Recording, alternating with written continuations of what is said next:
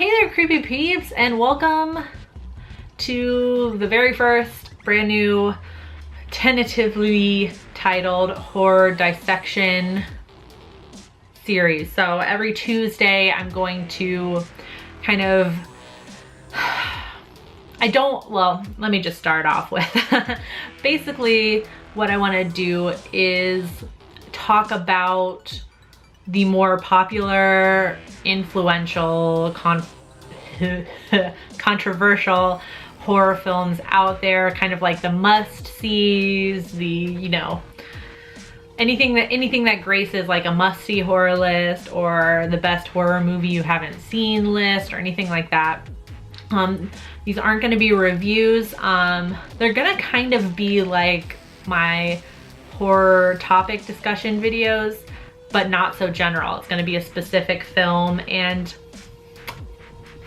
as of right now, like I said, this is the very first one, and while I have brainstormed how I'm gonna do the video, I haven't actually filmed a video of this until right now, so the format may change. Bear with me, give me some, I wanted to say advice, but give me some critiques in the comments section of how you think it could be better, or if you don't like this at all and you just want me to stop after the first one, then that's fine. I'll come up with something else to do on Tuesdays. As of right now, I'm just going to kind of talk about the influence of the movies, any notable things about the production and what it has given to the horror genre and how it is still influencing the horror genre today. So I think I'm gonna try and keep these kind of short, like my discussion videos, because it's more for starting a discussion in the comments, and I really want to hear what you guys think about it. So yeah, okay. Hopefully that wasn't too convoluted of an intro. As it was Texas Chainsaw Massacre Day not too long ago, it was the day, not the anniversary, but it's the date of the events in the movie.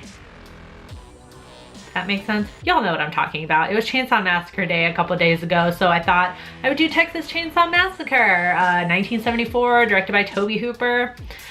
Why not? Let's start off with a super popular movie. So it stars Marilyn Burns and I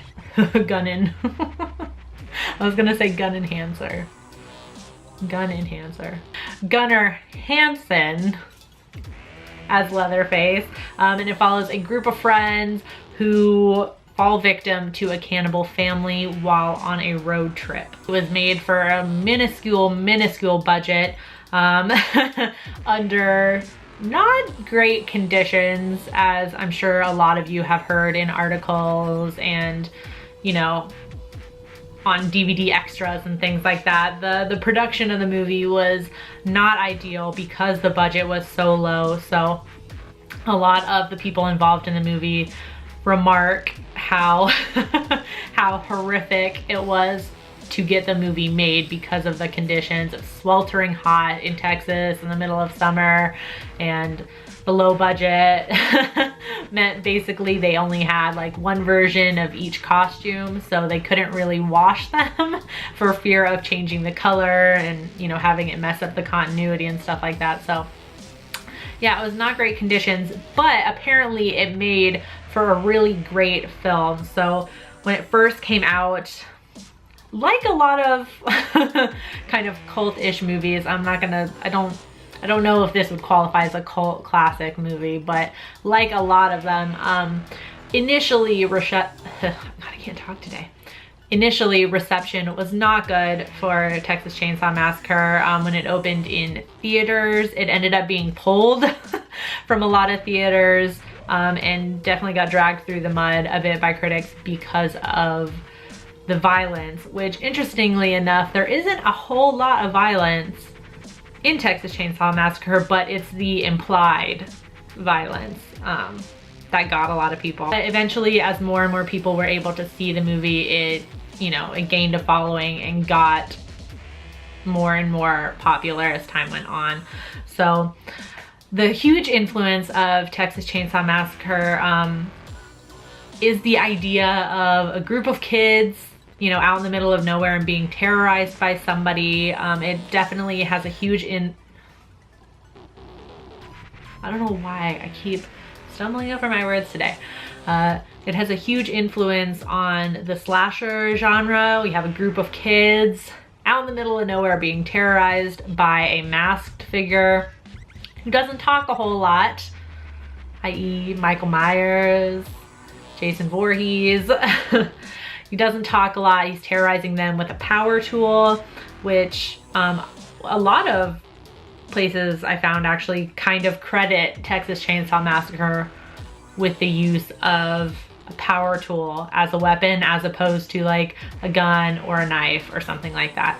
I don't know how valid that is. I haven't seen every single horror movie ever, but I mean, I guess that could kind of be correct. Maybe the most popular, like the earliest and most popular horror movie where the slasher uses the power tool. Maybe, probably. It was the mockumentary style opening, so I'm sure most of you know, as you've probably all seen Texas Chainsaw Massacre, the opening is very documentary-esque. We have a narrator who kind of reads us a little paragraph, I guess, about the events of the movie, which are supposed to be based on a true story, which most of us now know this isn't like the actual story of Texas Chainsaw Massacre didn't really happen. It's more loosely based on the life of Ed Gein.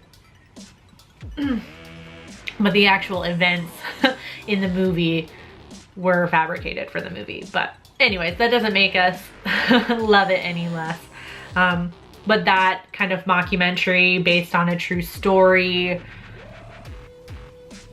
do I want to call that like a technique, I guess, or style, was super influential on future horror movies and horror movies today. That's so popular now to see based on true events or based on a true story, and then you look it up and it's like, well, based on true events is a very loose term. And of course, there's just the huge influence of Leatherface, like his fellow slashers, Michael Myers, Jason Voorhees, Freddy Krueger. Leatherface is a household name. Even people that have never seen Texas Chainsaw Massacre, never seen a horror movie in their entire life, chances are they know who Leatherface is. That's kind of where I'm going to leave it. I want to leave the rest up to you guys and let me know kind of the influence that the Texas Chainsaw Massacre has had to you, maybe in your horror journey, I guess, and things that you've noticed as well, aspects of Texas Chainsaw Massacre that have been a huge influence in horror. Also, while you're down there, let me know what you think about these types of videos. So as of right now, unless you all absolutely hate it, I'm gonna do these every single Tuesday. I'm gonna pick a movie and kind of dissect it, although as it is kind of short, I don't know, maybe I'll change the title, because if I want to keep them short, I can't go too in depth, can I? I don't know. Let me know what you want to see with these if you like it. I'm going to play around with the format a little bit, so the next one might not be exactly like this, but we'll play it by ear, see how it goes. Thank you so much for watching this video. If you liked it, please give it a thumbs up. That'll let me know if you liked this type of video or not. If you're new here, subscribe and become a Creepy Pete today. I make videos Monday through Friday. It's 5 days a week. Thank you so much for watching again, and until next time, stay strange. Bye.